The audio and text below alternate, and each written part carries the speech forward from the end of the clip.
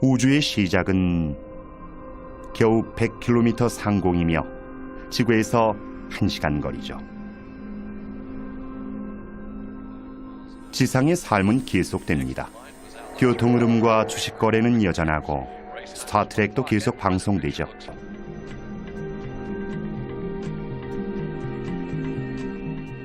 첫 발을 담글 곳은 지구에서 그리 멀지 않은 곳, 바로 달입니다.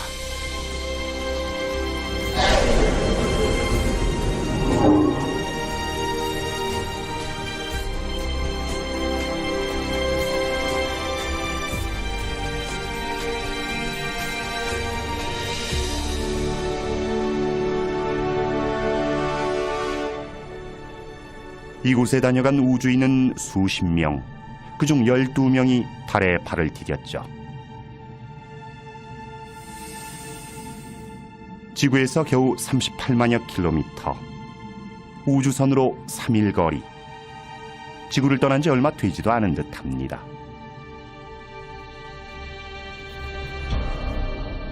지구가 내다보이는 익숙하고 안전한 곳,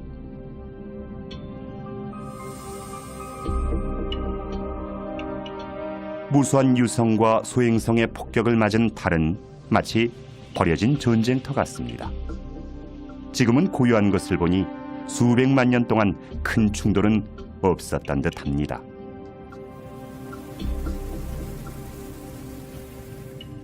아폴로 11호 달 착륙선을 보니 옛 생각이 납니다.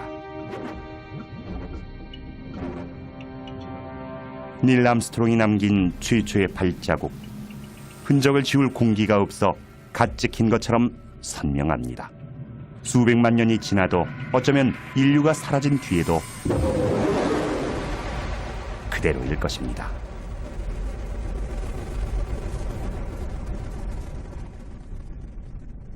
시간이 많지 않습니다.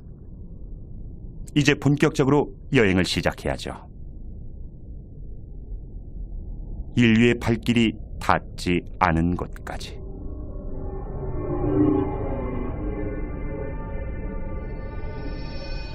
어둠 속에 친근한 모습이 보입니다. 사랑의 여신 비너스, 바로 금성입니다. 샛별 또는 개밥바라기, 때론 동쪽에서 새날을 맞이하고 때론 서쪽에서 하루를 마감하는 별. 이 별을 뒤덮은 황색 구름은 햇빛을 반사합니다. 금성이 태양계의 가장 밝은 행성인 이유죠. 금성은 크기도 중력도 지구와 거의 같은 우리의 형제별입니다. 위험은 없을 것입니다.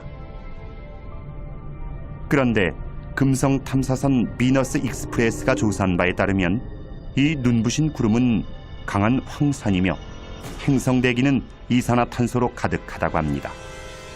명백한 경고입니다.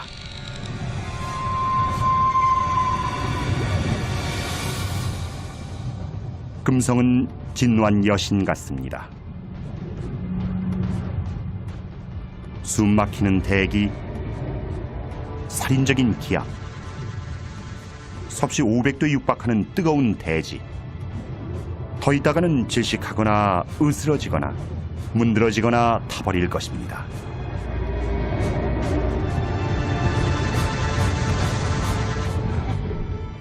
여기선 그 무엇도 살아남지 못합니다.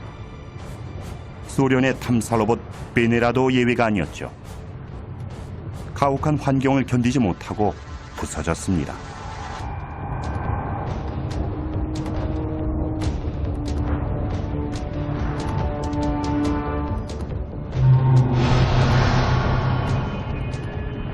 지구에서는 그토록 아름답던 여신의 실체는 섬뜩했습니다.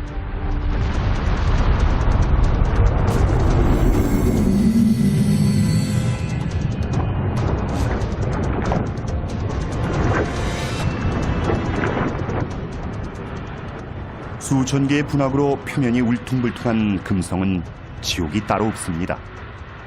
대기의 주성분인 이산화탄소가 태양열을 가두는 바람에 온난화가 걷잡을 수 없이 진행된 상태입니다. 어쩌면 금성도 형제별 지구처럼 평온한 별이었을지도 모릅니다. 그것이 사실이라면 이것이 우리 별의 미래는 아닐까요?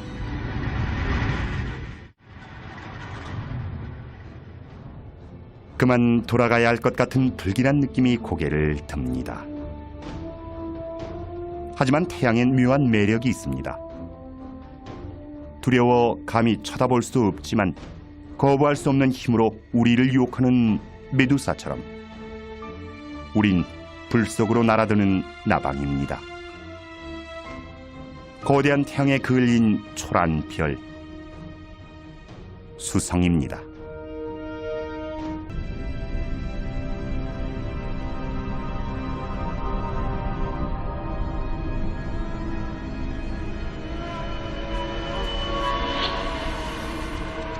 점점 겁이 납니다. 거대한 컴퓨터 게임 속에 들어온 기분입니다.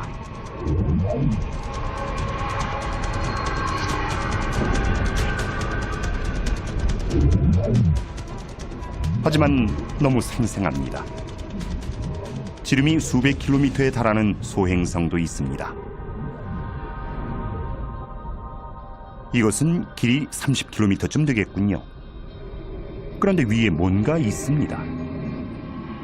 우주 탐사선입니다.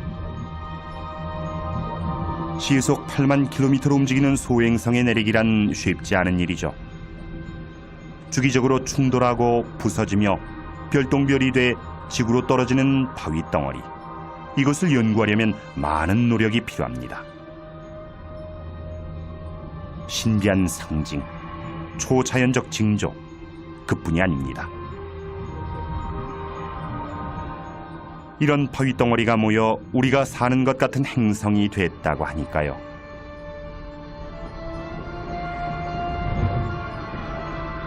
지구에 떨어진 운석의 나이를 따져보면 지구가 45억 년 전에 태어났음을 알 수 있습니다. 이들은 결국 지구와 태양계의 출생 증명서인 셈이죠. 그런데 이것들은 행성이 되지 않았습니다. 어떤 강력한 힘이 결합을 방해한 것입니다.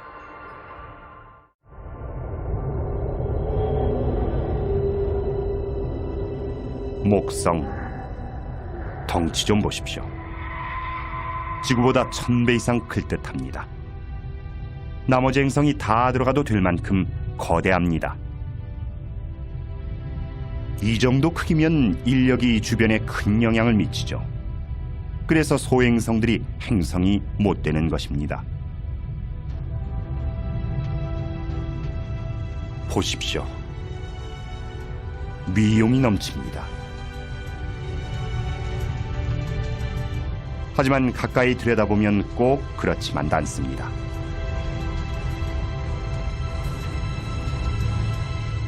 이 거대 행성은 거의 기체로 되어 있습니다. 이곳에 내리면 한없이 빠져들어가 지면에 닿지 못할 수도 있습니다. 또한 목성의 수려한 외관은 격렬한 운동의 결과입니다. 행성이 맹렬한 속도로 자전하면서 시속 수백 킬로미터의 바람을 일으키고 이것이 줄무늬와 소용돌이, 회오리 구름을 만들어내는 것이죠.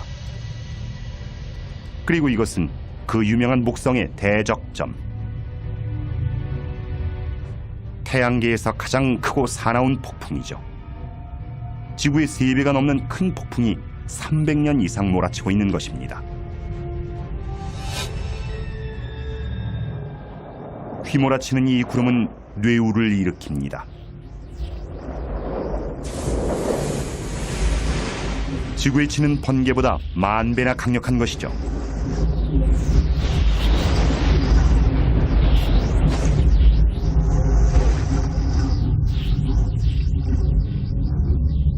목성을 제대로 안전하게 관찰하려면 아무래도 거리를 둬야 할 듯합니다. 극지방에서 너울대는 것이 지구의 오로라처럼 아름답군요. .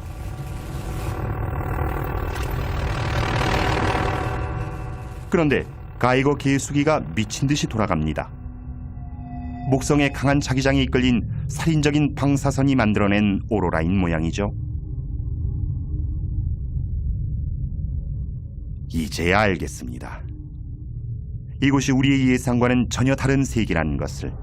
우주는 모순과 속임수와 함정으로 가득한 곳이란 것을. 일단 안전한 곳을 찾아야 합니다. 잠시 내려앉아 숨을 돌릴 곳 말입니다. 알록달록한 위성 이오는 어떨까요?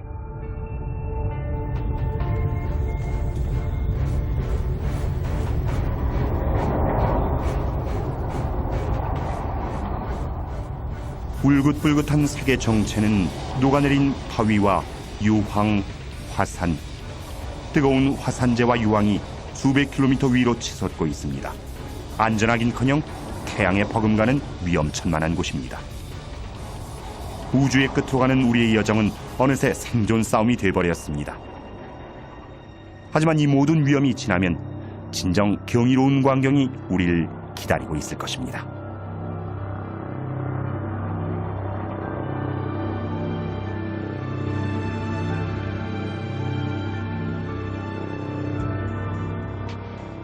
지구에서 6억 5천만 킬로미터의 거리. 기이하게 생긴 곳입니다. 그런데 왠지 낯이 있군요.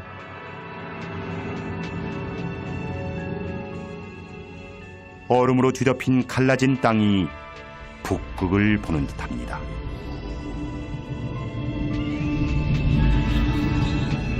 유로파입니다. 지구의 북극처럼 이 얼음도 물에 떠 있는 것은 아닐까요? 액체 상태로 말입니다.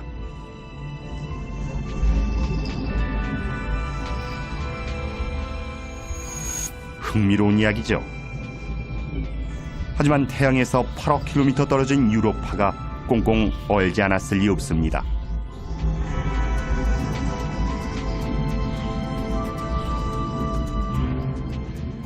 그러나 목성의 중력이 땅속 깊이 마찰을 일으켜 유로파가 완전히 얼어붙지 않았다면 이 두꺼운 얼음 아래 생명이 자라고 있을지도 모릅니다. 만약 이 안에 미생물과 갑각류, 오징어들이 사는 거대한 생태계가 있다면 우린 이 얼음층을 사이에 두고 외계 생명체와 마주하고 있는 것입니다. 하지만 우주선을 보내 얼음을 뚫지 않는 한 유로파는 태양계 불가 사이로 남아있을 것입니다.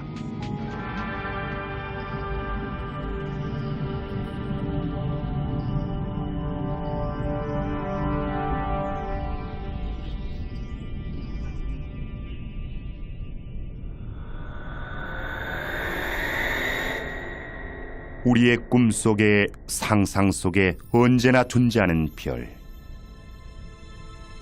그 별이 지금 우리 눈앞에 있습니다.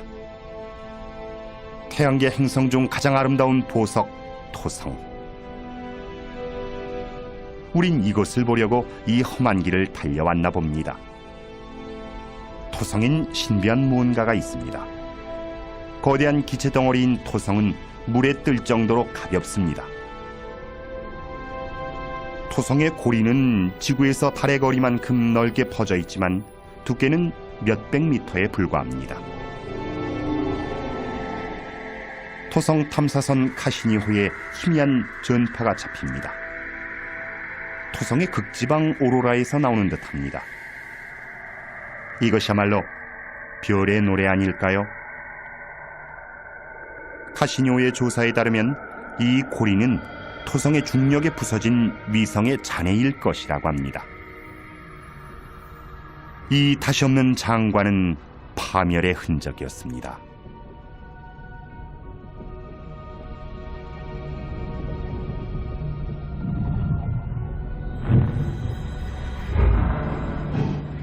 무수히 많은 얼음알갱이, 어떤 것은 각얼음처럼 작고 어떤 것은 집채만 합니다. 서로 부딪히고 떨어져 나가고 다시 뭉치고. 초창기 태양계를 보는 듯합니다.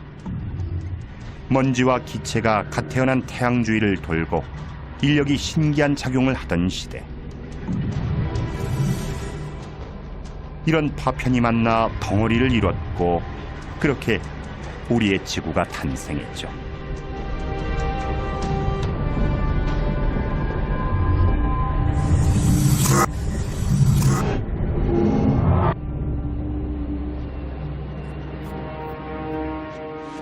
토성의 아름다운 자태에 넋을 놓고 있을 수만은 없습니다.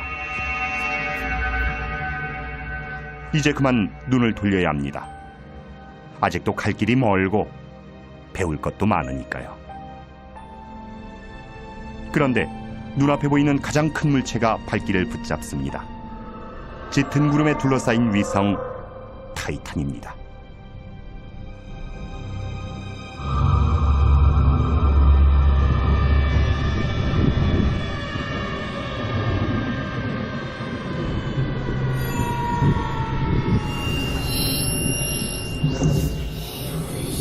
이곳엔 대기가 있는 것 같군요. 바람과 비, 계절까지 있습니다. 강과 호수, 바다도 보입니다. 지금까지 본 천체 중 지구와 가장 비슷합니다.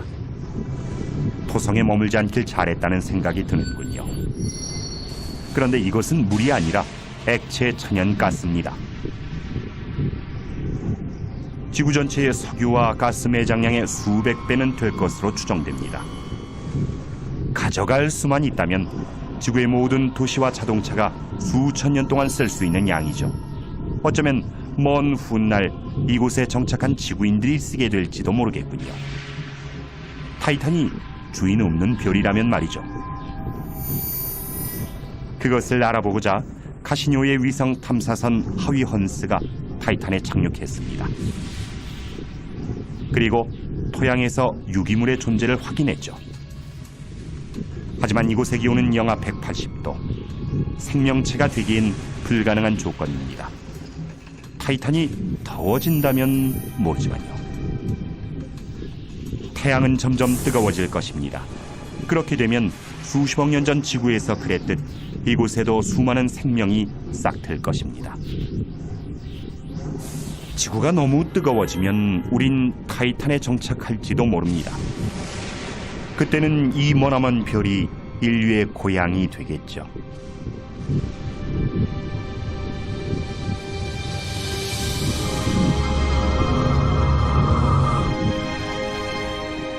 지구에서 벌써 10억 km 이상 날아왔습니다. 여기서부터 지구는 우리 시야를 벗어납니다. 지금 우린 절벽 끝에 서서 태양계 외곽의 신비한 세계를 바라보고 있습니다. 우리가 진정 우주를 이해하고 그 끝을 보고자 한다면 여길 넘어야 합니다.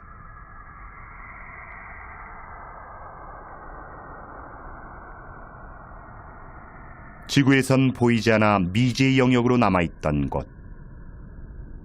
이곳은 태양계의 변두리입니다. 깊은 바다로 뛰어드는 기분입니다.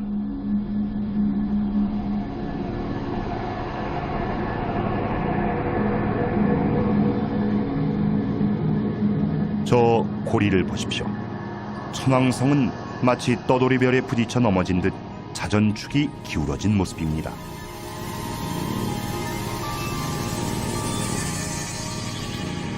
불안이 엄습합니다. 벌써 자신이 없어지고 쓸쓸하기만 합니다. 우주의 끝에 가도 이런 기분이 들 것만 같습니다. 하지만 이제 겨우 물가를 벗어났을 뿐입니다. 지구를 콩만하게 줄인다면 아직 2km도 못 간 것이죠.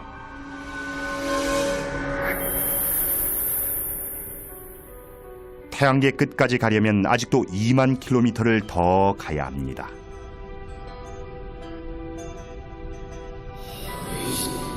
어둠 속에서 낯선 얼굴이 고개를 듭니다.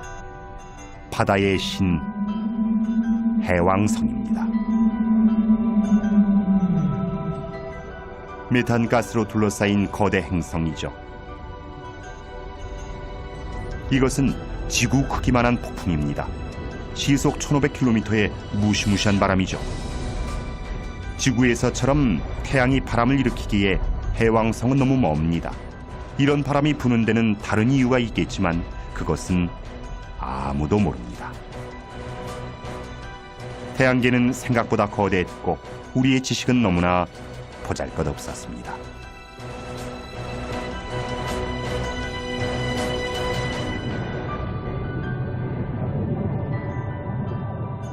발을 디딜 만한 곳을 찾아 좀 더 깊이 들어갑니다. 드디어 가스덩어리가 아닌 단단한 위성을 찾았습니다. 트리톤입니다. 단단하긴 한데 불안해 보입니다. 간헐천입니다. 수상한 검댕을 뿜어내는 우주 굴뚝이죠. 이 위성은 해왕성의 자전 방향과 반대로 공전합니다. 이 성난 위성은 결코 이길 수 없는 별들의 힘겨루기라 할 수 있죠. 해왕성은 엄청난 중력으로 트리톤을 잡아당겨 속도를 늦추고 있습니다.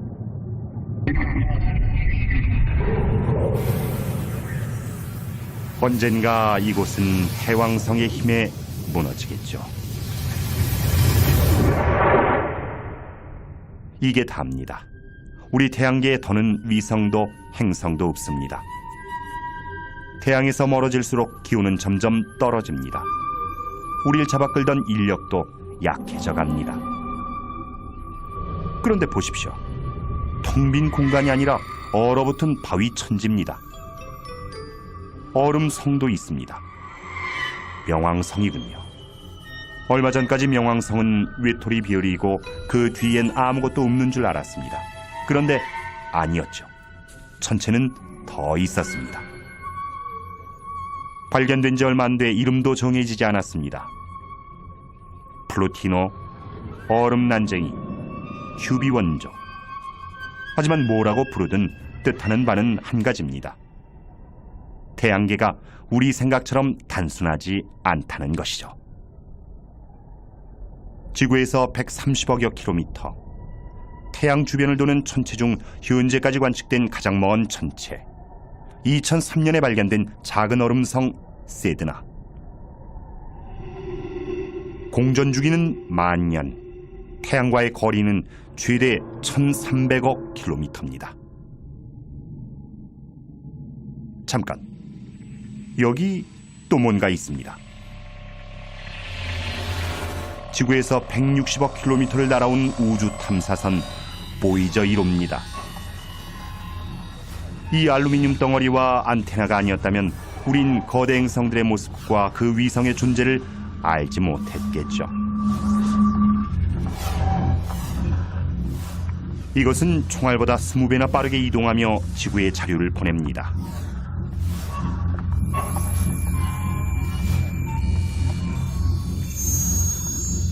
옆에 보이는 금색 레코드판은 먼 우주에 띄워보내는 병에 담긴 편지입니다. 여러 가지 언어로 인사말이 녹음돼 있죠.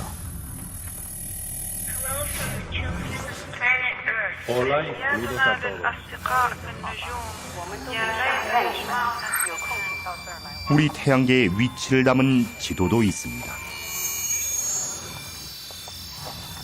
하지만 정글에서 소리치는 격은 아닐까요?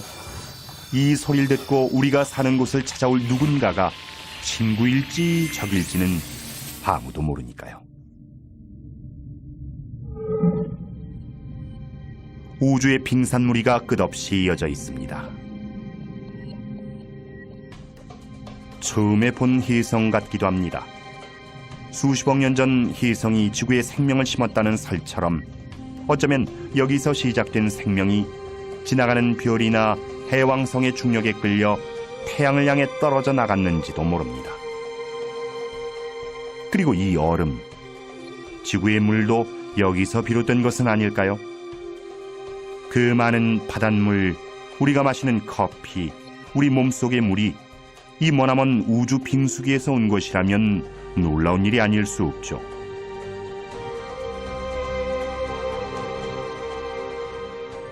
지구에서 800만의 100만 배인 8조 킬로미터 거리. 하지만 이제 걸음을 뗀 것에 불과합니다.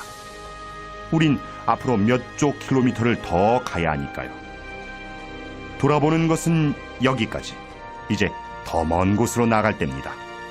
저 앞에 펼쳐진 드넓은 우주, 선간 공간으로.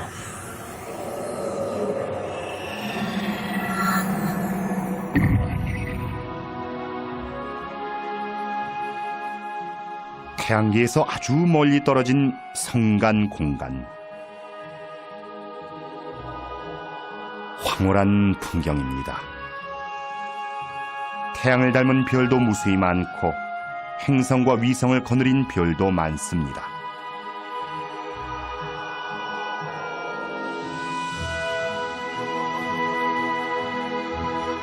어디로 가야 할지 모르겠군요.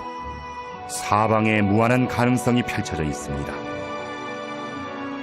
어느 쪽으로 가든 속도를 한껏 올려야 할 것 같습니다.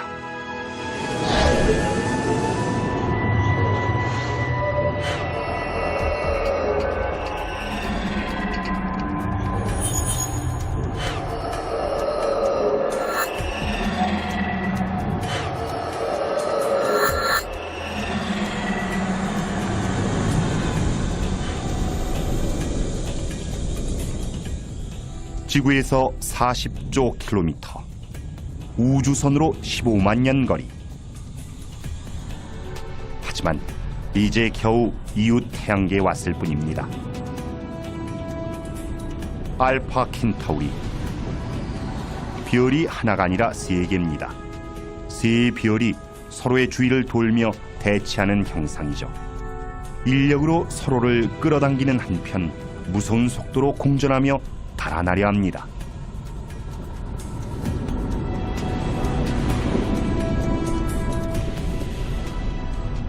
이 사이에 끼이는 순간 우린 어느 한 별에 끌려 들어가겠죠. 까마득히 먼 우주에서 증발하는 것입니다. 몇 킬로미터인지는 무의미합니다. 이제부터 단위는 광년이 됩니다. 한 줄기 빛은 1년 동안 10조 킬로미터를 갑니다. 따라서 40조 킬로미터는 지구에서 4광년 거리죠. 머리가 어지럽군요. 얼마나 먼 거리인지 짐작하기도 어렵습니다. 그래도 가슴이 뜁니다. 저 너머엔 어떤 세계가 기다릴까요? 우주의 끝에 가면, 갈 수 있다면 과연 무엇을 만나게 될까요?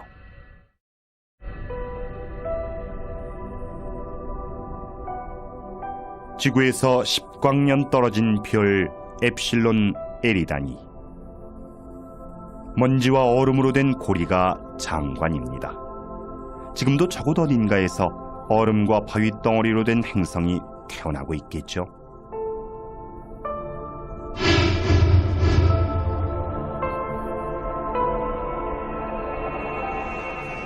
사방의 소행성과 혜성입니다. 마치 수십억 년 전 우리의 태양계를 보는 듯합니다.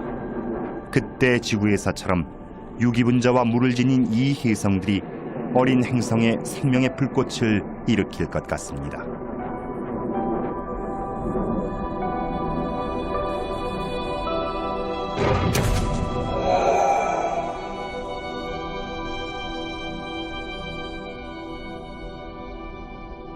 이 모든 것의 중심에 있는 별은 우리의 태양보다 작습니다. 태어난 지 얼마 안 된 별이죠.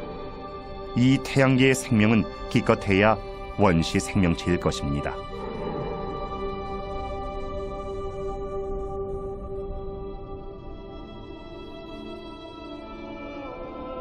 어딘가 더 성숙하고 진화된 태양계가 있겠지만 그것을 찾는 일은 건물밭에서 바늘 찾기일 것입니다.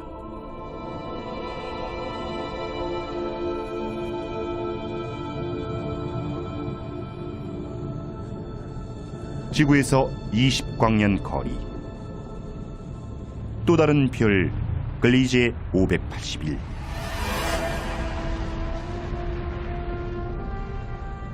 우리의 태양과 비슷한 나이입니다.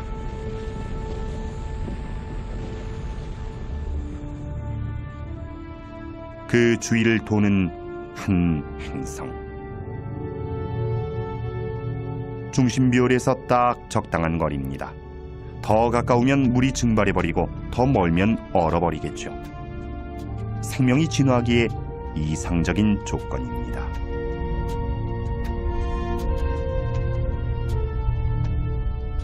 만약 혜성이 이 행성과 충돌해 물과 유기물을 퍼뜨렸다면 이곳에도 우리처럼 복잡한 생명체가 발생했을 수 있고 우리와 같은 문명 세계를 이루었을 수도 있습니다.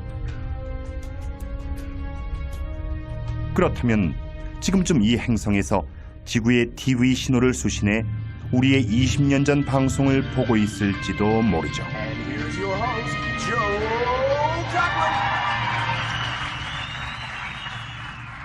하지만 우리의 후손이 이렇게 먼 곳과 교신하는 법을 알아내기 전까지 사실을 확인할 길은 없습니다. 그들과 우리는 서로의 존재를 모른 채 비슷한 삶을 살아가는 것이죠. 그들이 이미 멸망한 게 아니라면요.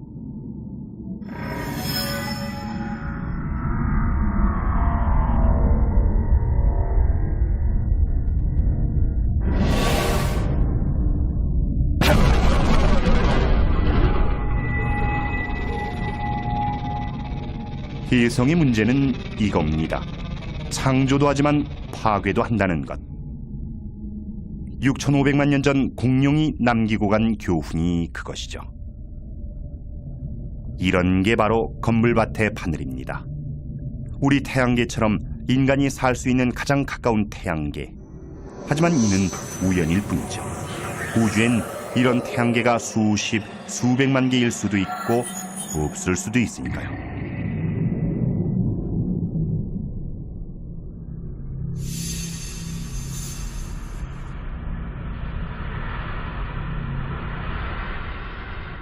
엄청난 크기군요. 자세히 보니 벨레로폰이라는 행성입니다.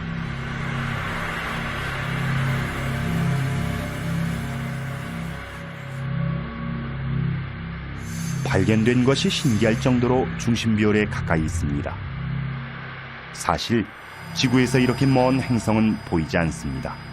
눈부신 이웃별의 빛에 가리기 때문이죠. 하지만 이들 행성도 미약하나마 이웃별을 끌어당기는데 그런 미세한 움직임을 측정하면 몇 조 킬로미터 떨어진 행성의 존재를 밝힐 수 있습니다. 1990년 벨레로폰은 그렇게 나타났습니다. 그리고 우린 까마득히 먼 수백 개의 행성을 발견할 수 있게 됐죠. 지구에서 65광년, 이 별에서 채널을 맞추면 히틀러의 베를린 올림픽 방송이 나올 것입니다.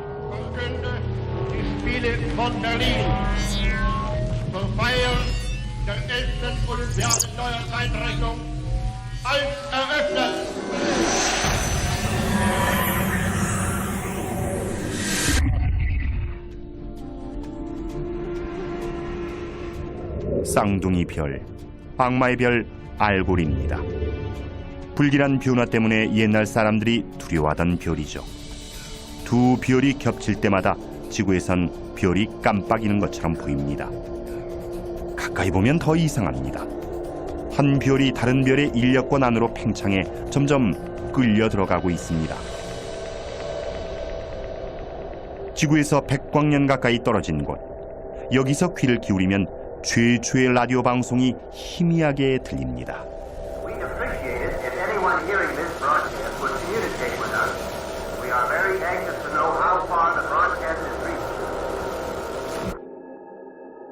소리가 그쳤습니다.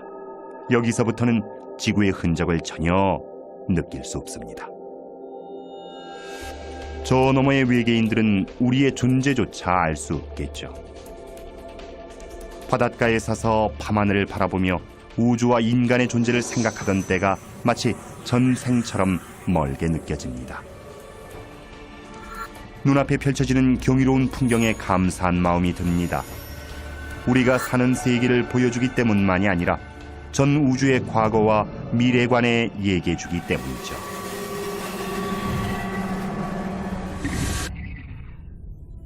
은하수가 펼쳐져 있는 우리 은하계, 별 하나하나가 이야기책인 거대한 천체 도서관이죠. 우리가 책장을 넘겨주길 기다리는 듯합니다.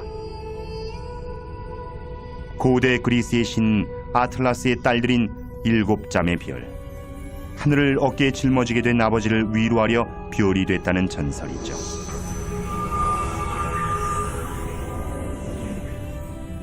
거대한 별 베텔게우스, 우리가 본 것 중 가장 크고 밝은 별입니다.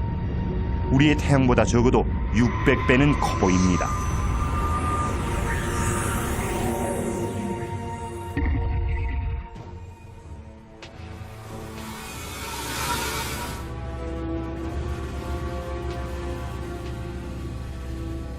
그런데 이것은 별이 아니군요.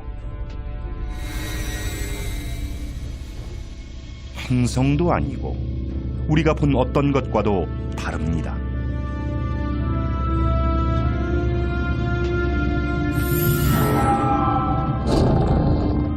지구에서 1300광년 이상 떨어진 흐릿한 유령 같은 천체, 오리온자리 암흑성운입니다.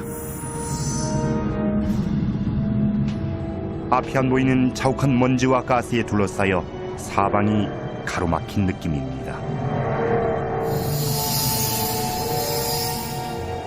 더 깊이 들어가자 둥근 빛이 나타납니다.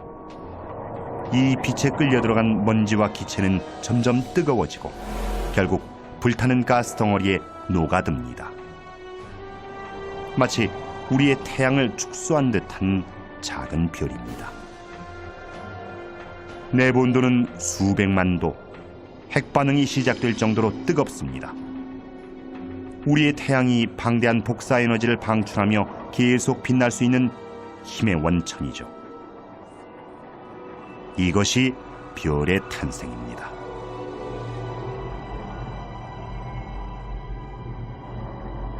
한계가 아닙니다.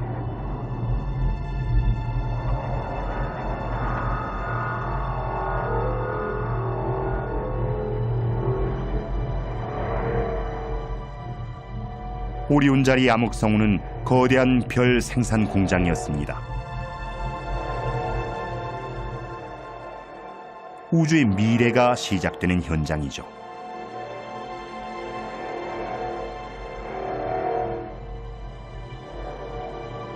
위험과 공포가 가득한 우주를 상상한 우리에게 우주는 자신의 위대한 창조물 별의 탄생을 보여주었습니다.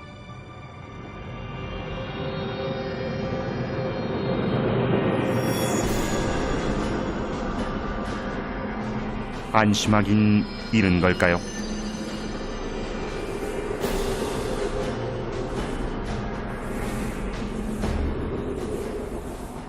시속 20만 킬로미터의 맹렬한 기세로 가스가 터져 나옵니다. 먼지와 가스 기둥이 끝없이 솟구칩니다.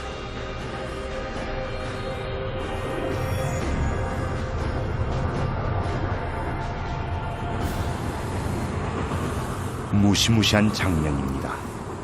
그런데 결과를 보니 말문이 막힙니다. 커다랗게 빛나는 가스 구름이 우주에 드리워져 있습니다. 성운입니다. 이곳엔 바람이 없어 흩어지려면 몇 천년은 걸릴 것입니다. 마치 거대한 별 조각상 같습니다. 이것을 보면 자연은 과학자나 기술자라기보다 스케일이 방대한 예술가 같다는 생각이 듭니다. 지금껏 신기한 것을 많이 봐왔지만 압권은 역시 이것입니다. 앞다리를 치켜든 거대한 말의 머리,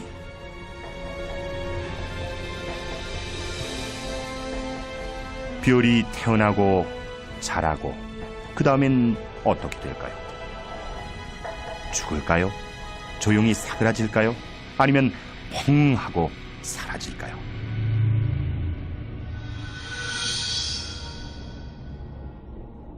이곳에서부터 우주의 끝 어딘가에 그 답이 있습니다. 4,000광년 정도 더 떨어진 곳, 반짝이는 구름이 별을 에워싸고 있습니다. 한때 우리의 태양처럼 빛나던 별이었죠. 그런데 남은 것은 오색 찬란한 가스뿐.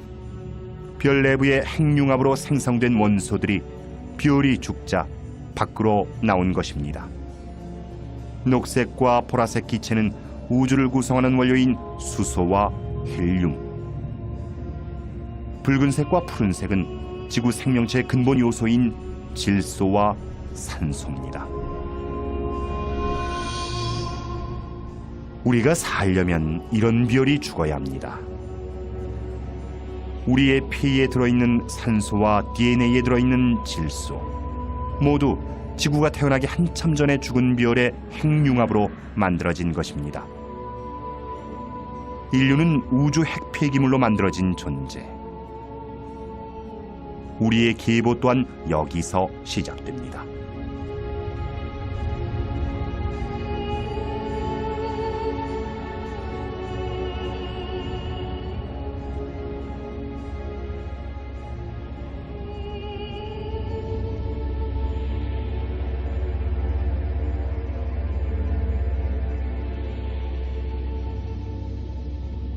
이 중심에 있는 것은 앙상한 별,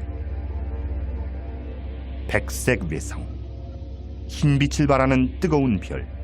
작지만 밀도는 매우 높습니다. 이는 별이 죽는 순간으로 원자가 녹아 밀착된 상태. 밀도가 어찌나 높은지 찻숟가락만한 양의 질량이 1톤이나 됩니다.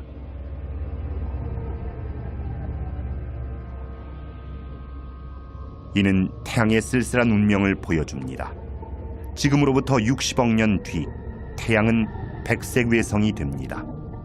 태양의 죽음은 곧 지구의 종말을 의미하죠. 지금까지 얼마나 많은 세상이 뜨고 졌을지, 얼마나 많은 별의 역사가 묻혀버렸을지 문득 궁금해집니다.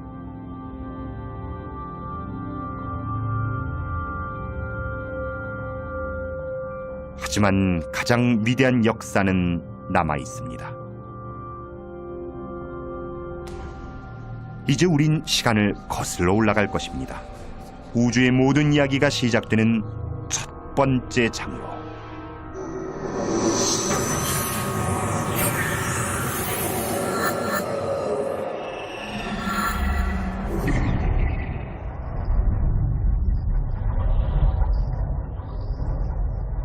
죽은 별의 잔해가 흩어져 있습니다. 개딱지 모양의 개의 성운입니다. 지구에서 6,000광년 떨어진 별들의 무덤 한가운데죠. 그동안 기적 같은 장면을 목격하며 많은 것을 배웠습니다. 한때 상상조차 하지 못했던 이런 광경도 이제는 담담히 받아들일 수 있습니다. 마음의 준비는 돼 있습니다. 이 앞에 무엇이 기다리든 우린 우주의 끝으로 갈 것입니다. 죽은 듯 보이지만 어쩌면 폭풍이 지나간 자리일지도 모릅니다. 별의 폭발 같은 거대한 별을 먼지와 가스 구름으로 만들 만큼 강력한 폭발이라면 초신성이겠죠.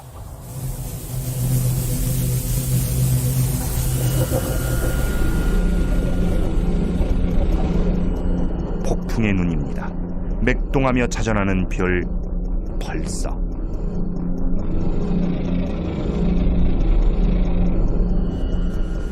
커다란 별의 핵이 중력에 쪼그라든 모양입니다. 지름은 겨우 20km지만 밀도는 상상을 초월하죠. 핀 끝만한 양이 많으면 수백만 톤은 될 것입니다. 피겨스케이팅 선수가 제자리에서 돌면서 팔을 안으로 모으듯 이 별도 부피가 줄수록 회전이 빨라집니다. 양쪽으로 내쏘는 광선, 에너지, 방사선, 초당 30회의 고속 회전, 거대한 먼지와 가스구름. 펄서가 내뿜는 방사선의 양은 태양보다 많습니다.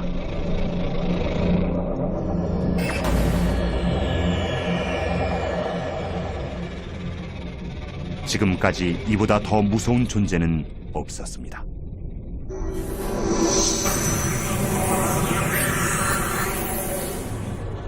처음에 봤다면 겁에 질렸겠죠. 하지만 이제는 압니다. 모험 없이는 기적도 없다는 것을. 악몽을 두려워하면 꿈꿀 수 없다는 것.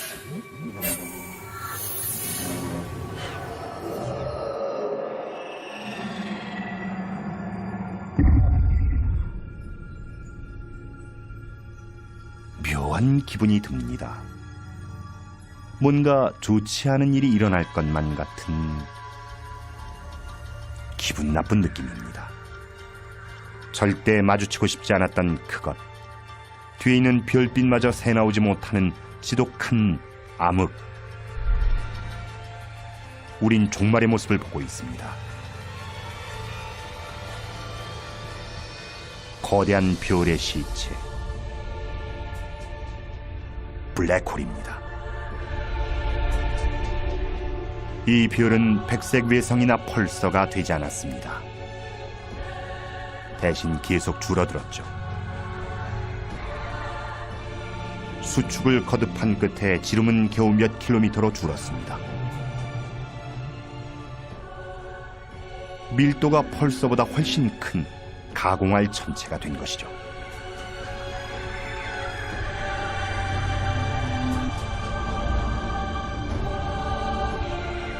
너무 가까이 가면 다시는 돌아오지 못합니다.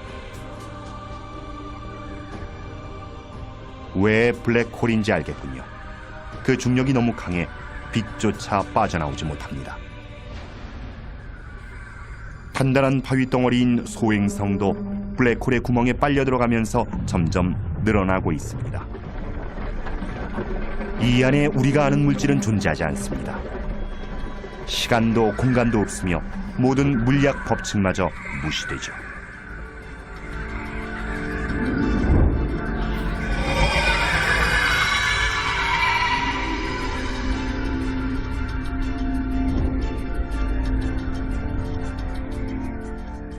소행성은 사라졌습니다.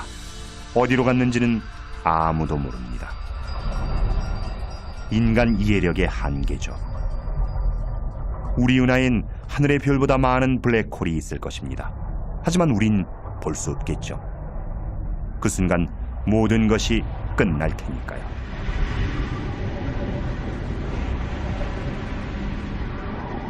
끝이 보이지 않는 나락으로 서서히 사라져가는 이 별처럼.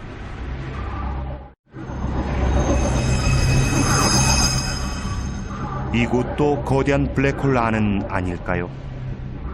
어쩌면 이 우주 역시 다른 우주의 블랙홀 안인지도 모릅니다. 한참 생각하다 보면 현기증이 납니다. 보면 볼수록 모르는 것만 많아지는 듯합니다. 하지만 우리 은하가 생각보다 훨씬 복잡하고 위험한 것만은 분명합니다. 우린 아직 우리 은하 안에 있습니다. 은하계 너머 광대한 우주는 아직 보지도 못했죠. 온갖 모험과 신비한 비밀이 우리를 기다리고 있습니다. 먼저 이 은하수를 나갈 방법부터 찾아야 합니다.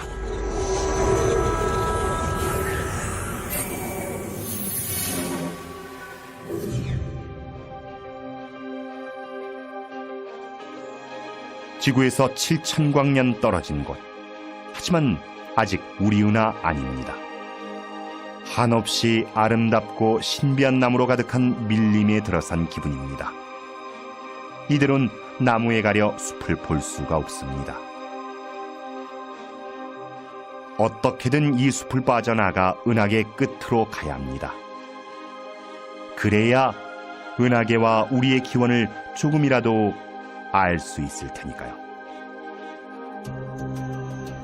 하지만 눈앞의 풍경이 발길을 머물게 합니다. 찬란히 빛나는 구름 위로 피어오르는 거대한 먼지 기둥. 이것이 창조의 기둥입니다. 먼 은하계로 통하는 문 같습니다. 양쪽 기둥에 조그만 것들이 박혀 있습니다. 별의 씨앗을 품고 있는 것이죠. 별 하나가 우리의 태양계만 합니다. 자연의 창조력에 또 한 번 고개가 숙여집니다. 하지만 매혹적인 광경에 빠져 언제까지 넋을 잃고 있을 수만은 없습니다. 우린 은하계 끝을 향해 떠나야 합니다.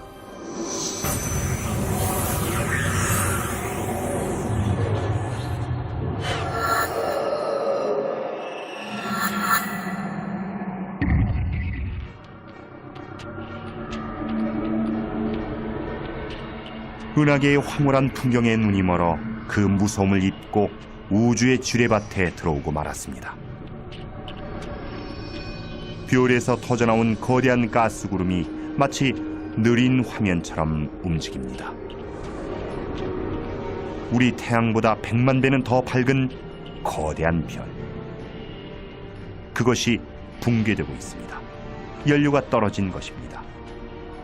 에너지원이던 핵반응은 서서히 멈추고 별은 마지막 순간을 맞습니다. 결국엔 중심핵이 급격히 무너지고 그곳에서 새로운 블랙홀이 탄생하겠죠.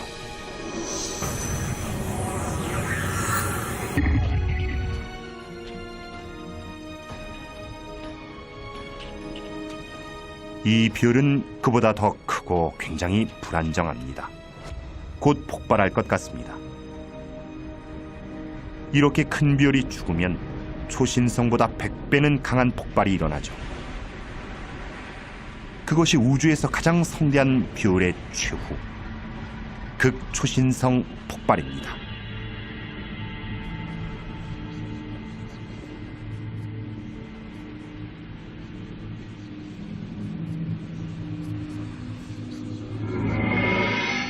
붕괴된 핵은 블랙홀이 됩니다.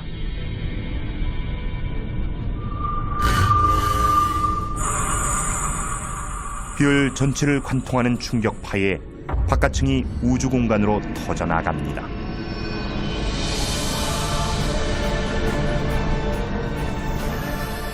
치명적인 방사능이 퍼집니다. 근처에 있던 운 나쁜 행성을 파멸로 몰아가기에 충분한 양이죠. 4억 5천만 년 전 지구의 모든 생물이 절멸하다시피 했던 사건의 원인도 이것이었을지 모릅니다.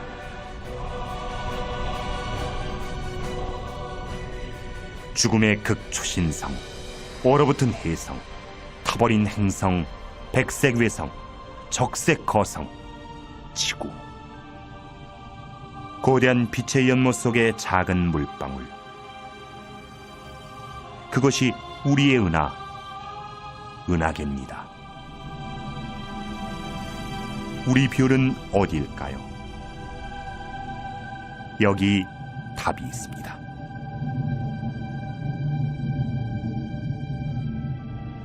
과거와 현재의 문명, 지금까지 살아온 전 인류, 아주 작은 벌레, 가장 높은 산, 모두 보이지 않는 존재입니다.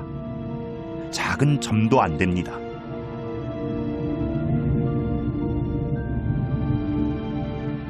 우리 지구는 보잘것없는 별을 도는 작은 행성입니다. 지금 당장 없어진다 한들 티도 안 날 것입니다. 하지만 지금까지 본 곳들은 우리가 살고 싶은 곳도 살 수 있는 곳도 아니었습니다. 지구에서 멀리 떨어진 지금에야 그 가치를 알 것 같습니다.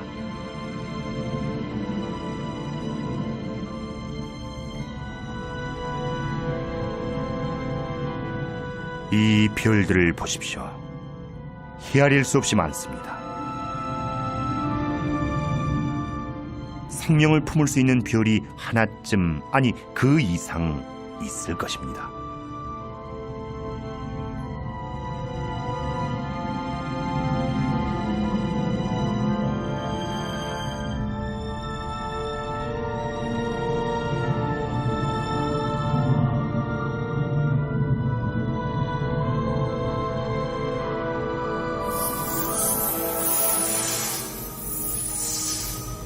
별이 촘촘히 모인 이 대성단이 그곳인지도 모르죠. 1970년대 천문학자들은 우리 DNA의 세부 구조와 태양계 지도가 담긴 메시지를 이쪽으로 보냈습니다. 하지만 이렇게 먼 곳까지 그 메시지가 닿으려면 적어도 2만 5천 년은 걸립니다. 우리가 아직 외계 생명체를 보지 못했다고 해서 우주에 다른 생명이 없다고 단정할 수는 없습니다.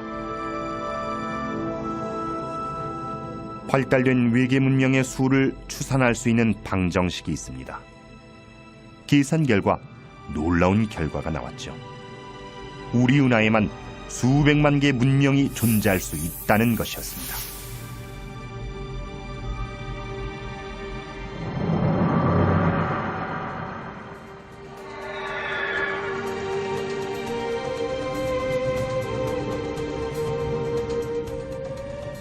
지금까지 본 것은 모두 우리 은하 아니었습니다. 기회는 지금입니다. 이제 다른 은하로 나아가 더 큰 그림을 볼 때입니다. 우주 만물이 어디에서 왔는지도 알 수 있을지 모릅니다. 준비됐습니다. 우리가 사는 태양계와 우리 은하를 떠나 은하간 공간으로 곧 출발할 것입니다.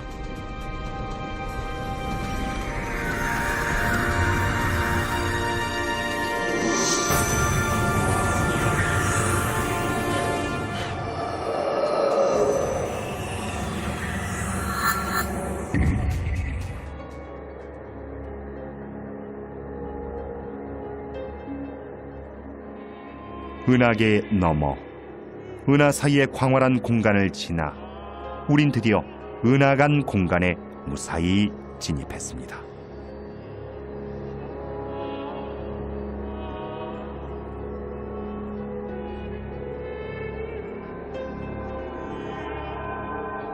이곳엔 시야를 막는 것이 없습니다.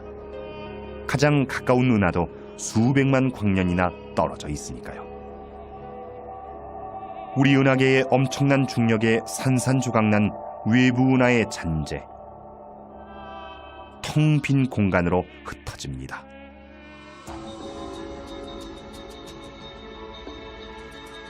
이곳은 우주에서 가장 완벽한 진공에 가까운 상태지만 정말 아무것도 없는 것은 아닙니다.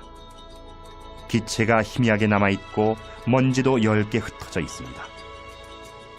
그뿐이 아닙니다. 암흑물질도 있습니다. 우린 볼 수도 느낄 수도 맛볼 수도 만질 수도 계량할 수도 없는 불가사의한 물질이죠. 하지만 우주 구성 성분의 90% 이상을 차지할 만큼 흔한 것입니다. 암흑물질이 정말 존재한다면 세상에 빈 공간이란 없으며 이곳 또한 물질로 둘러싸여 있다는 뜻이 됩니다. 그 존재를 증명하는 것은 이 물질이 은하에 미치는 힘입니다. 이것이 그 예죠. 대마젤란운.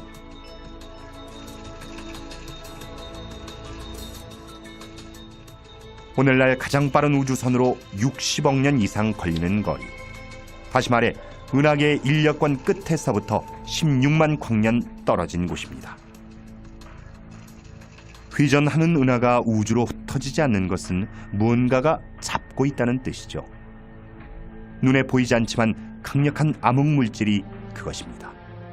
별, 성단, 성운 모두 거대한 천문학의 보고입니다.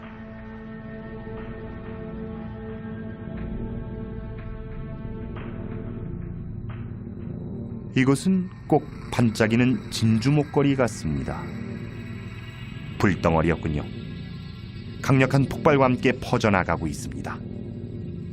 초신성입니다. 이 빛은 1987년 지구에서 육안으로 관찰할 수 있었을 정도로 굉장히 밝습니다. 게다가 연쇄 핵반응을 일으킬 만큼 격렬해서 원자를 융합해 새로운 원소를 만들어내죠. 그렇게 생겨난 금, 은, 백금 등의 물질은 우주로 튕겨나갑니다.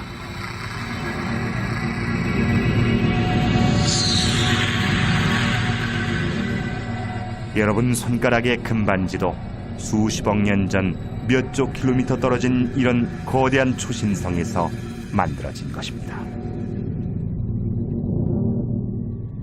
지구에서 바라본 우주는 동떨어진 세계였습니다. 하늘에 떠 있는